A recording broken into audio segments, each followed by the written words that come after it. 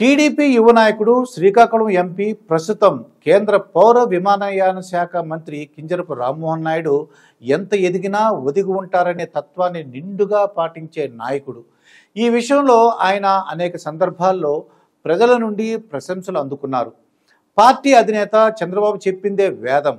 ఆయన మాట తూచా తప్పకుండా పాటించే అతి కొద్ది మంది నాయకుల్లో రామ్మోహన్ నాయుడు ముందుంటారు.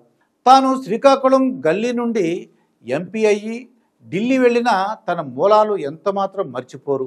తాజాగా రామ్మోహన్ నాయుడు కేంద్ర మంత్రి అయినా కూడా ఒదిగి ఉండే తీరుకు ప్రతి ఒక్కరూ ఫిదా అయిపోతున్నారు. గతంలో 2017-18 మధ్య ప్రత్యేక హోదా సాధన కోసం చంద్రబాబు పిలుపు ఇవ్వగా నేను ఉన్నానంటూ ముందుకు వచ్చి ఢిల్లీలోనూ శ్రీకాకుళంలోనూ ధర్నా చేశారు. తర్వాత విశాఖ రైల్వే జోన్ కోసం కూడా దీక్షలు చేశారు. ఇది కూడా చంద్రబాబు పిలుపు మేరకే ఆయన చేశారు. ఇక వైసీపీ పాలనలోనూ చంద్రబాబు ఇచ్చిన ప్రతి పిలుపును అందిపుచ్చుకున్నారు.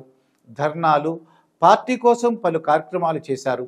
ఎక్కడా కూడా ఆయన నేను ఎంపీని అనే భావన పెట్టుకోకుండా ముందుకు సాగారు. 2019లో రెండోసారి ఎంపీ అయ్యాక కుర్ర ఎంపీగా ఢిల్లీలో రాష్ట్ర సమస్యలపై అలుపెరుగని పోరాటం చేశారు. పార్లమెంటు వేదికగా ఎన్నోసార్లు ఆంధ్రప్రదేశ్కు జరుగుతున్న అన్యాయంపై గళమెత్తారు. ఇక మొన్న ఎన్నికల్లో ముచ్చటగా మూడోసారి గెలిచి హ్యాట్రిక్ కొట్టారు. ఇప్పుడు ఆయన కేంద్ర మంత్రిగా ఉన్నారు. పైగా మోడీ క్యాబినెట్లో మంత్రి కూడా. దీంతో సహజంగానే పటిష్టమైన భద్రత నడుమ ఆయన ఉంటారు. పైగా ఢిల్లీకే పరిమితమైన ఆయనను కాదనలేని పరిస్థితి ఉంది. అయినా చంద్రబాబు డ్యూటీ వేస్తే ఆయన తప్పించుకోలేరు. నేరుగా విజయవాడ వచ్చి అక్కడ నుండి మంగళగిరికి వెళ్ళి పార్టీ కార్యాలయంలో ఉదయం నుండి సాయంత్రం వరకు ఉన్నారు. ప్రజా దర్బార్లో పాల్గొన్నారు. ప్రజల నుండి వినతులు స్వీకరించారు. వారి సమస్యలు విన్నారు. అక్కడే భోజనం చేశారు.